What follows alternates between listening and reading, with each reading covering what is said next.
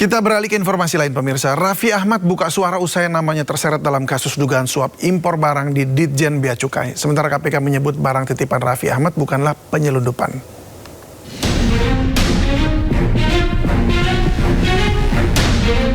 Nama utusan khusus Presiden bidang pembinaan generasi muda dan pekerja seni Raffi Ahmad jadi sorotan usai disebut dalam persidangan kasus dugaan korupsi importasi barang di Ditjen Bea Cukai.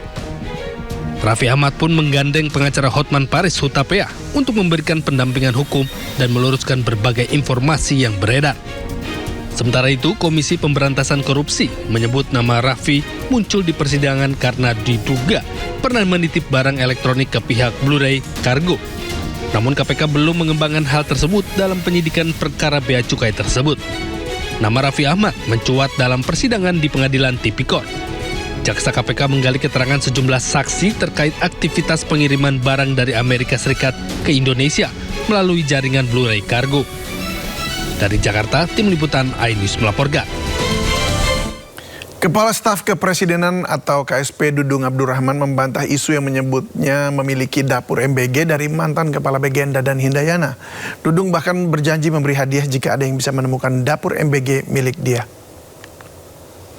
Klarifikasi ini disampaikan Dudung menanggapi isu yang viral di media sosial mengenai daftar nama petinggi yang diduga terlibat dalam kasus korupsi tata kelola MBG. Salah satunya adalah Dudung Abdurrahman. Dudung menduga isu tersebut muncul karena dirinya sempat ingin membantu agar program MBG bisa diberikan di pesantren. Namun niat tersebut belum sempat dilaksanakan hingga Dadan Hindayana akhirnya ditetapkan sebagai salah satu tersangka dugaan korupsi MBG.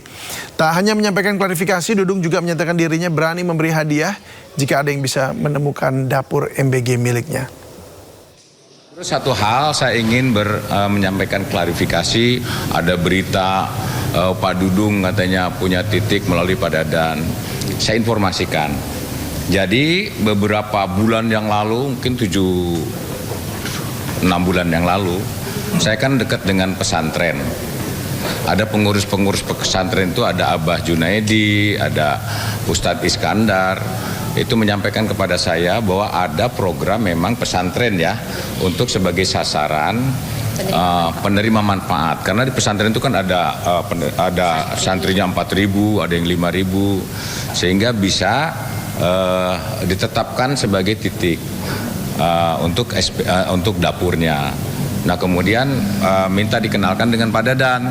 Saya sampaikan Pak Dadan, ini ada pesantren yang sudah siap. Ya, sudah ditentukan, dia sudah mulai secara administrasi sudah siap. Nah, realisasinya tidak ada. Akhirnya saya sampaikan kepada Dadan, oh silakan Pak, nanti hubungi Pak Arif Nur Rahman, staf saya. Akhirnya silakanlah. Mereka berhubungan, saya sudah tidak ngerti apa-apa. Nah, waktu Pak Dadan ke sini berapa minggu yang lalu, saya tanya Pak Dadan gimana itu. Rupanya sampai sekarang prosesnya pun belum selesai, dapurnya pun belum terbangun. Saya tanya Abah Junaidi dan sebagainya. Cuma karena saya yang minta tolong kepada Dadan, itulah yang kemudian akhirnya bunyi seakan-akan Pak Dudung punya dapur. Kalau Pak Dudung punya dapur silakan cek, saya kasih hadiah nanti. Masa menggelar aksi di depan kantor Badan Gizi Nasional Jakarta. Mereka menyuarakan keresahan terkait program MBG yang dinilai harus dievaluasi secara menyeluruh. Masa yang tergabung dalam koalisi MBG Watch melakukan aksi di depan kantor BGN pada Rabu tadi. Masa menuntut agar program unggulan pemerintah itu dihentikan sementara dan dievaluasi guna memperbaiki tata kelolanya secara utuh. Ditambah lagi setelah terungkapnya kasus korupsi di lingkungan BGN dengan ex-kepala BGN Dadan Hindayana sebagai tersangka. Dan kami tidak kaget ketika Dadan dan kroni-kroninya kemudian ditangkap sama kejaksaan. Karena sudah kami prediksi dari tahun lalu. Dalam konteks apa? Dalam konteks pengadaan barang dan jasa. Sempat viral di mana-mana begitu. Semua pengadaan barang dan jasa yang dibuat oleh Badan Gizi Nasional itu tidak berkaitan langsung dengan penerima manfaat. Apa hubungannya makanan dengan motor listrik? Apa hubungannya makanan dengan kaos kaki dan seterusnya begitu. Berhenti dulu deh. Jeda sejenak deh. Perbaiki tata kelolanya. Buat risiko korupsinya, bikin mitigasi risiko korupsinya, gitu ya. Pastikan warga penerima manfaat bisa ikut terlibat dan juga menentukan menu apa. Amerika Serikat resmi meluncurkan serangan baru ke Iran. Di Jakarta Timur, sejumlah pelanggan bahkan terkejut karena tidak mengetahui informasi mengenai kenaikan harga Pertamax. Ratusan pengendara antre di pengisian BBM Pertalite sebagai dampak dari kenaikan harga BBM jenis Pertamax. Untuk mengurai antrean, pihak SPBU membuka 3 jalur pengisian BBM. Sebagian pengendara motor yang hendak mengisi Pertamax mengaku terkejut dan mengeluh karena baru tahu tentang kenaikan harga. Untuk menghemat pengeluaran, mereka mengaku terpaksa beralih ke BBM jenis Pertalite.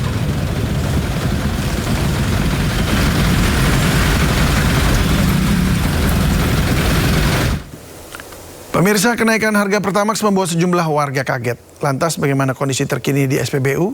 Kita sudah terhubung dengan Berliana Mileni di SPBU Pejompongan. Halo Berli, bagaimana kondisi SPBU di sana pasca harga Pertamax naik?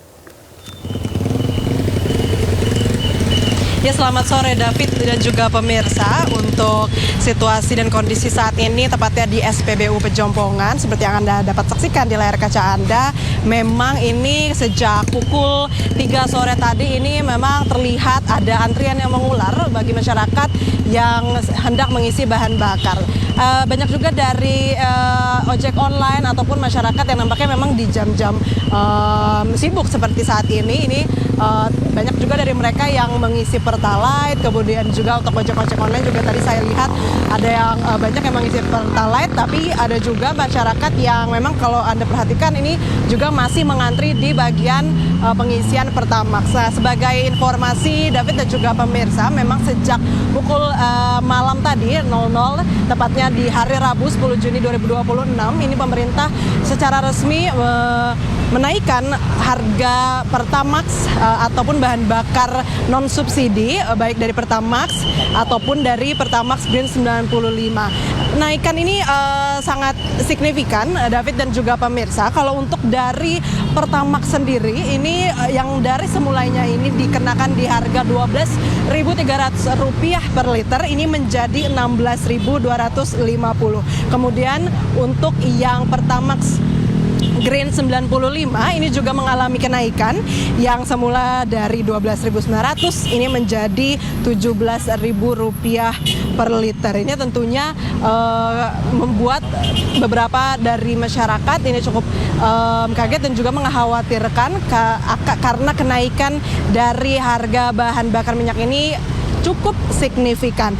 Akan tetapi dari Pertamina Patraniaga ini memang menyampaikan bahwa kenaikan harga BBM ini memang sudah melalui proses evaluasi yang panjang dan juga untuk standar dari harga yang ditetapkan ini juga sudah berdasarkan dari standar yang ditetapkan oleh pemerintah.